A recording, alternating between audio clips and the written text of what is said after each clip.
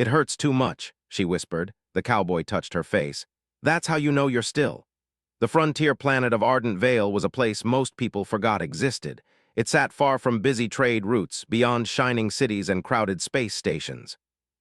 Here, life moved slowly. Dust storms crossed endless plains, twin suns burned the sky orange, and old ranchers lived by quiet rules: work hard, speak little, and trust only what you could see. A lone cowboy rode across the red desert as evening approached. His name was Cade, though few people knew it. Most simply called him the Rider. He traveled between settlements fixing fences, helping lost travelers, or guarding supply caravans. He never stayed long enough to grow roots. His hoversteed moved steadily across cracked ground, kicking up small clouds of dust behind them. Cade's eyes scanned the horizon, as he always did. Years of living alone had taught him to notice small changes: a shadow where none should be, a broken rock, a flicker of light in the distance. That evening he saw smoke rising from beyond a ridge. Smoke meant trouble. He guided his mount toward it, moving carefully. As he climbed the slope, the smell of burned metal filled the air. On the other side lay a crashed escape pod, half buried in red sand. Its outer shell was torn open, and faint sparks flickered along damaged panels. Cade dismounted slowly, one hand resting near his tool belt. He had seen enough accidents to know that danger sometimes came after the crash, not before. He stepped closer and heard a faint sound. A voice, soft, weak. He crouched beside the open hatch and looked inside. A young woman lay strapped into the seat, her breathing uneven. Her suit was unlike anything worn by frontier settlers: smooth, dark fabric lined with glowing patterns that faded in and out like slow heartbeats. Her skin was pale from exhaustion, and dust clung to her hair. Her eyes opened slowly when she sensed him. Fear flashed across her face. "Don't," she whispered, her voice trembling. "Don't touch me." Cade raised his hand slightly, showing he meant no harm. "You're hurt," he said quietly. She tried to move but winced sharply, a soft cry escaping her lips. "It hurts too much," she whispered. Cade studied the damage to the pod. Its power core was failing. Staying here meant danger for both of them. "I'm getting you out," he said calmly, her eyes filled with panic. "No, I'm not safe." He paused, considering her words. Out here, many people carried secrets, but leaving someone to die was not something he could do. "You're safe enough with me," he said. Carefully, slowly, he released the restraints and lifted her from the seat. She tensed at first, her body stiff with fear, but she was too weak to resist. As he carried her toward his mount, a faint pulse of light moved beneath her skin, like energy flowing through hidden veins. He noticed but said nothing. The ride back to his ranch was quiet. The twin suns dipped below the horizon, painting the sky deep red and gold. She drifted in and out of consciousness, sometimes whispering words he couldn't understand. By the time they reached the ranch, night had fallen. Cade's home stood alone, a small house beside a wide barn surrounded by automated fences. Mechanical cattle moved slowly in distant fields, their glowing tags blinking like fireflies. He carried her inside and laid her on a simple bed. The room smelled of clean metal and dry wood. She watched him with cautious eyes as he opened a med kit. "I don't need," she began. "Yes, you do," he said gently. He worked quietly, cleaning wounds and sealing cuts with portable tools. She flinched at first but slowly relaxed when she realized he moved carefully, never rushing, never forcing. "What's your name?" he asked after a while. She hesitated. "Lyra," he nodded once. "Cade." Silence settled between them. Outside, wind brushed against the walls like distant waves. Lyra stared at her hands. Faint light flickered along her fingers, barely visible. She quickly hid them beneath the blanket. "You shouldn't have brought me here," she said softly. "They'll come." "Who?" She shook her head. "People who don't stop searching." Cade leaned back in his chair. "Then we'll deal with that when it happens." She looked at him in disbelief. "You don't understand." "You're right," he admitted. "But I understand someone needing help." Her expression softened slightly, confusion mixing with exhaustion. Days passed slowly. Lyra recovered enough to walk, though pain still followed her movements. She stayed mostly inside, watching the wide plains through the window. Cade gave her space, speaking only when necessary. One morning, she stepped outside for the first time. The wind lifted her hair, and she closed her eyes, breathing deeply as if tasting freedom for the first time in years. "They won't stop," she said suddenly. Cade adjusted a fence panel nearby. "Most things don't." She watched him work steady, patient, calm. No questions about her past, no demands for explanations. That made her uneasy. That night, pain returned suddenly. She gasped, clutching her side as faint light spread across her skin. Cade moved closer but paused, remembering her fear. "It hurts too much," she whispered again, tears forming. He hesitated only a moment before gently touching her face, steady and warm. "That's how you know you're still here," he said quietly. She stared at him, surprised by the softness in his voice. The light beneath her skin slowly faded. Far above the planet, unseen by them, a small ship entered orbit. Its scanners activated, searching for a unique energy signature. A signal blinked once, then again. And far below, on a lonely ranch under twin moons, the signal grew stronger. Morning came slowly to Ardent Vale. The twin suns rose over the plains, turning the red dust into waves of gold. The ranch looked peaceful from far away, but inside Lyra felt restless. Her body had healed enough to move freely, yet her mind remained heavy with fear. She stood near the fence line watching mechanical cattle move across the fields. Their slow steps and quiet sounds felt strangely comforting. For the first time in many days, she felt something close to calm. Cade worked nearby, repairing a broken gate. He moved with steady patience, tightening bolts and checking sensors without hurry. He did not ask her questions or force conversation. That quiet respect made her feel safer, though she didn't fully understand why. "You don't talk much," she said finally. He shrugged lightly. "Talking doesn't fix fences." She almost smiled. He handed her a small tool. "Hold this." She hesitated, then stepped closer. Working together felt strange but grounding. For a moment, she forgot about the people searching for her, about the pain that lived beneath her skin. But calm never lasted long. A sudden pulse moved through her body. Light flickered across her fingertips before she could stop it. She quickly closed her hand, hoping Cade had not noticed. He noticed, but he said nothing. Later that day, they rode into a nearby settlement to pick up supplies. The town sat beneath tall metal towers designed to shield against solar storms. Ranchers walked dusty streets, trading parts and food. Children ran between stalls, laughing loudly. Lyra felt eyes on her immediately. Frontier people noticed strangers quickly, and her suit marked her as someone from beyond their world. She kept her head down as they entered a supply store. An older rancher stared openly. "You bring in off-world trouble here, Cade." Cade didn't react, just picking up parts. The man grunted but said no more. Lyra felt tension growing around her. She could sense fear in the air, though no one spoke directly. She understood their suspicion. Wherever she went, people eventually looked at her the same way, as something dangerous. On the way back, their path crossed a damaged convoy. One of the cargo vehicles had tipped sideways, its engine sparking. Several settlers struggled to free a trapped child from beneath broken metal. Without thinking, Lyra moved forward. "Wait," Cade said quietly, but she could not stop herself. The child cried softly, pinned under heavy debris. Lyra reached out, focusing despite the fear rising inside her. Energy flowed through her arms, glowing faintly like silver light. The metal lifted slowly, weightless as dust, allowing others to pull the child free. For a moment, everything was silent. Then whispers began.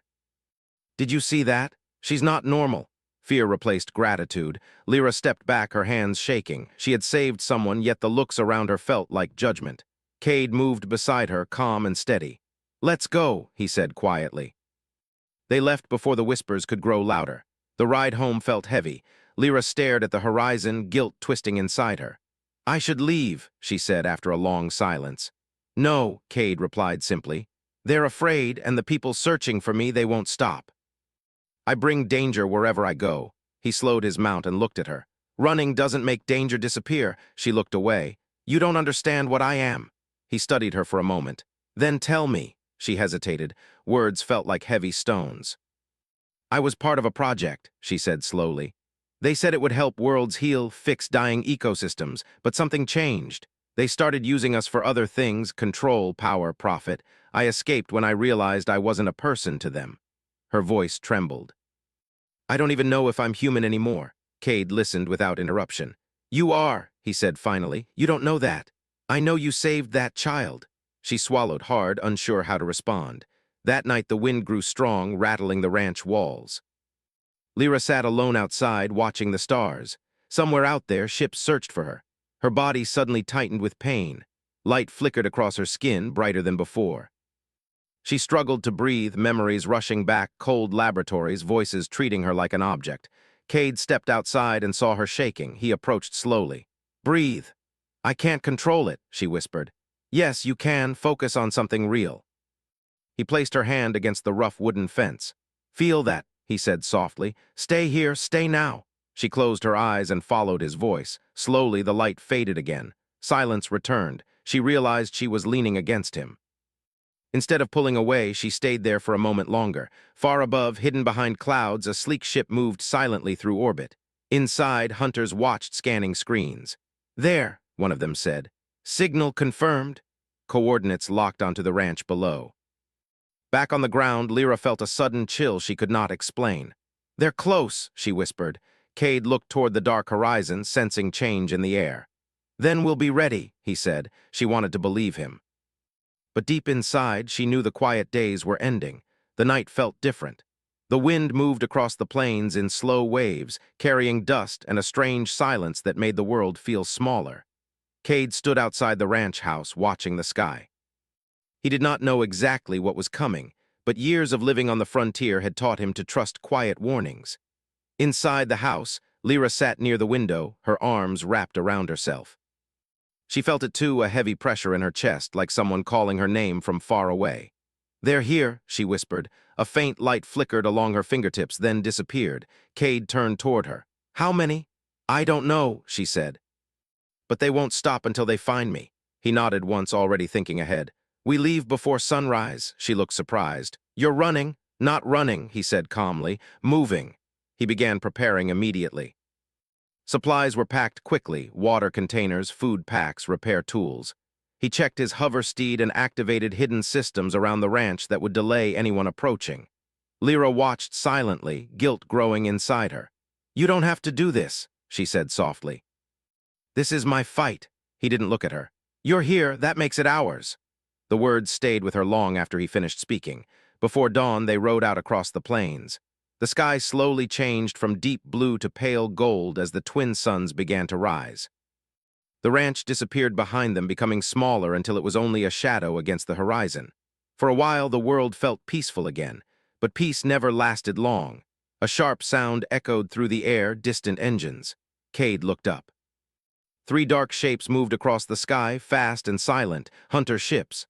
"They found us," Lyra whispered. "Hold on," he said. He pushed the hoversteed faster, guiding it toward a narrow canyon that cut through the desert like a deep scar. Dust rose behind them as the engines above grew louder.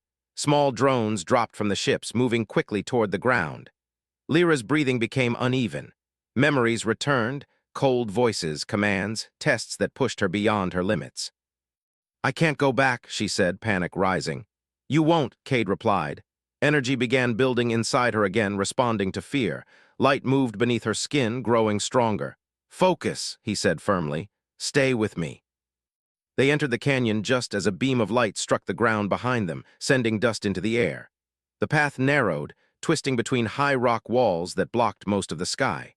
Cade slowed slightly, guiding the mount through hidden paths only locals knew. Behind them, drones followed. Lyra turned to look. "They're getting closer." "Then we keep moving." A drone fired again, hitting a rock wall nearby. Pieces of stone fell across the path, forcing them to stop. Cade jumped down immediately, pulling Lyra with him. "We go on foot," he said. They ran deeper into the canyon, footsteps echoing around them. The sound of machines followed closely, mechanical and cold. Lyra stumbled, pain spreading through her body. "I'm slowing you down," she said breathlessly. He grabbed her hand, steady and warm. "We move together." His voice grounded her, pulling her away from panic. They reached a hidden entrance carved into the canyon wall, an old underground facility left behind by early colonists. The metal doors were half buried but still functional. Cade entered a code into an old panel. After a moment, the doors opened slowly, revealing darkness inside. They slipped through just as drones reached the entrance. The doors closed behind them with a heavy sound. Inside, the air felt cool and quiet. Old lights flickered to life, revealing long corridors filled with abandoned equipment. Lyra looked around, surprised. "What is this place?" "Old terraforming station," Cade said. "Most people forgot about it." They moved deeper inside, searching for safety. In one room, ancient screens suddenly activated when Lyra stepped closer. Data flashed across the walls, files connected to projects she recognized. Her heart raced. This is about me. She touched the screen carefully, and information appeared. Records showed early experiments designed to restore damaged planets, using individuals like her to connect with environmental systems. "You weren't made to destroy," Cade said quietly as he read. She shook her head slowly. "They changed it later, they twisted it. But this is where it started," he said. "Healing." For the first time, she saw herself differently, not as a weapon, but as someone meant to help. A loud impact shook the facility. The hunters had arrived. "They're here," she whispered. Cade looked around quickly. "We need a way out." Another impact followed, stronger this time. Fear rose again inside her, but this time it felt different. Instead of chaos, she focused on the idea of healing, of protecting rather than destroying. Energy moved through her calmly. "I think I can stop them," she said. He met her eyes. "You don't have to fight alone." She nodded. Outside, metal doors began to bend under repeated attacks. Inside, Lyra stood still, breathing slowly, feeling the power within her change, no longer wild or uncontrolled, but steady. The final confrontation was coming. And this time, she would not run. The metal doors shook again. Dust fell from the ceiling of the old underground facility as another powerful impact struck from outside. The sound echoed through the long corridors like distant thunder. Lyra stood still in the center of the room, her breathing slow but steady. Soft light moved beneath her skin, no longer wild or uncontrolled. It felt calm now, like a quiet river instead of a storm. Cade watched her carefully. He noticed the difference immediately. "You're not afraid," he said. "I am," she answered softly. "But I'm not running anymore." Another loud crash echoed. The hunters were forcing their way inside. Cade moved toward the entrance hallway, checking the path. "We don't have much time."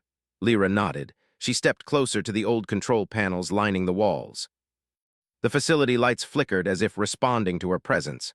Screens woke from years of sleep, glowing with faded symbols and old data.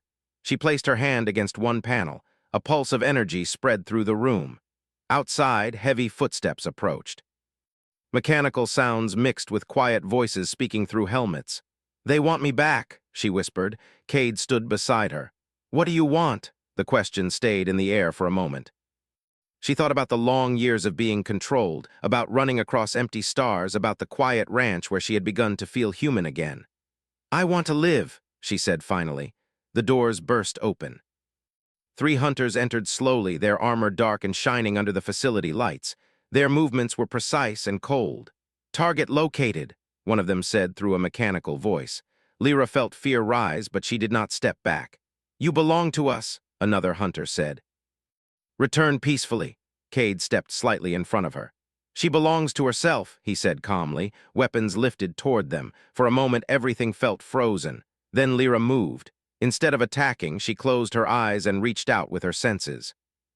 The facility responded immediately, recognizing the energy inside her. Lights grew brighter. Old machines awakened. Energy spread through the ground beneath their feet. The hunters fired small bursts meant to disable, but Lyra lifted her hands and the energy redirected harmlessly into the walls. She wasn't destroying. She was guiding. The ground beneath the hunters shifted gently, forcing them backward without harm. Their systems struggled against the changing environment. "She is manipulating structural systems," one hunter reported. Cade watched with quiet awe. This was different from before, controlled, careful, protective. Outside, the canyon itself began to change. Loose rocks settled into stable formations. Drones hovering near the entrance lost balance as the ground stabilized in unexpected ways, forcing them to retreat. Lyra opened her eyes. "You don't need to chase me anymore," she said calmly. "I am not your weapon." "You were created for a purpose," the lead hunter replied. "Yes," she said, "to heal, not to be owned." Energy spread outward again, gently disabling their equipment. Their weapons powered down one by one, leaving them unable to continue. Silence filled the room. Finally, the hunters lowered their arms. "This mission has failed," one said quietly. They retreated slowly, leaving the facility without further resistance. When they were gone, the energy faded from the room.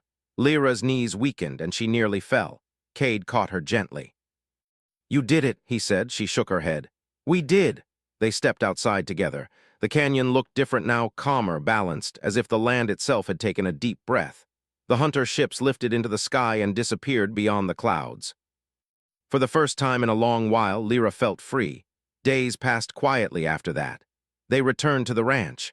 The automated fences still worked and the mechanical cattle moved peacefully across the fields. Nothing looked changed, yet everything felt different. The nearby settlers slowly accepted her presence after hearing how she had protected rather than harmed. Children waved when she visited the town, no longer afraid.